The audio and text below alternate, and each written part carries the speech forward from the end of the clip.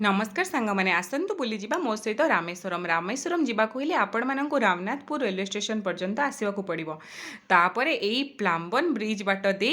मजा नहीं नहीं बाय बस आपण मैंने आसिक पहुँची जी रामेश्वरम मंदिर रे मंदिर रे पहुँचु पहुँचु आपण को आसपास रे बहुत सुंदर सुंदर रूम मिल जी कि मंदिर पाखु मात्र 300-400 मीटर दूर रे देखुना आमको केते सुंदर रूम मिलगला ठीक मंदिर पाखे तापरे आमे रूम रे आराम से आमर लगेज रखी रेस्ट नहीं फ्रेश हो सारी बाहरी पड़ू बीच को जदि आपण मानक पाखे टाइम थी ताले आपण माने घरे रूम रे रेस्ट न नहीं कि आसिक बीच पाखे बसबे बीच रो मजा नेबे तापरे आमे राति रे रेस्ट नहीं भोर भोर लाइन लगे जाइथिलु मणि दर्शन पई एठी राति 3टारू आपण मानक मणि दर्शन देखा पड़ो मणि आपण माने एठिके आछनी माने मणि दर्शन मिस करिबेनी मणि दर्शन अर्थ रामेश्वरम ज्योतिर्लिंग मथारे जो शेषनाग मणि अच्छी से ठीक 4टारू 6टारे तार चमकटा आपण मैंने देखिपारे तो आमे मैंने एठी दर्शन सारी बाहरी पड़ू आउ सब साइड सीन बुलापाई तापर एठी मेराइन ड्राइव रो मजा नहीं नहीं कि आसिक पहुँची जाइलु आमे रामेश्वरम आइलैंड रे जोटा कि देखुंत चारि तरफ रे केते सारा पानी आ मझिरे दीपटी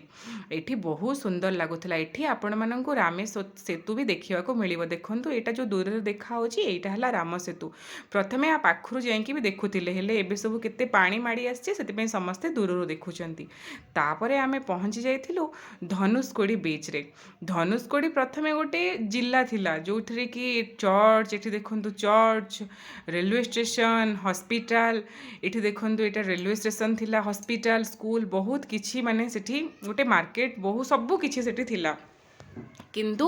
एबे एठी गोटे बीच हो जाइए देखुं 1950 साइक्लोन रे सबू एठी पूरा भांगी रुची चूना आउ एठी बीच रे आपण मानक मला चिंगुड़ी कंकड़ा माछ भी देखा मिल बहुत असना मसना भी एठी हेजी हेले बहुत भल भी लगुला बीचटा भी बहुत सुंदर लगुला भल लगुला एठी देखुना मो पुओ केमती से मला माछ चिंगुड़ी को खोजुची आउ तापरे एठी बुलाबुली सारी पुणी आमे बाहरी जाइथिलु मंदिर पाखे थिबा समुद्रकूल पाखे थिबा विभीषण मंदिर एटा भी गोटे समुद्रकूल पाखे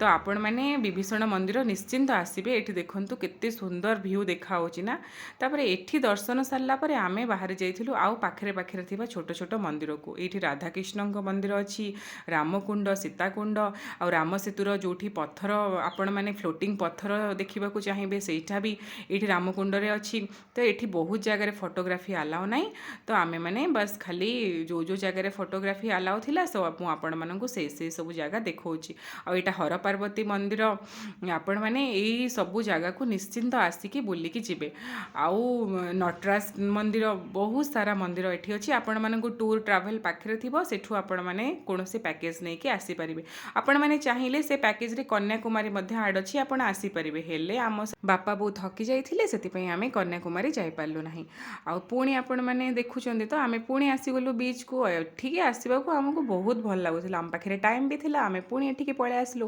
तापर एठी जेतेबेले गाधे बाधे कि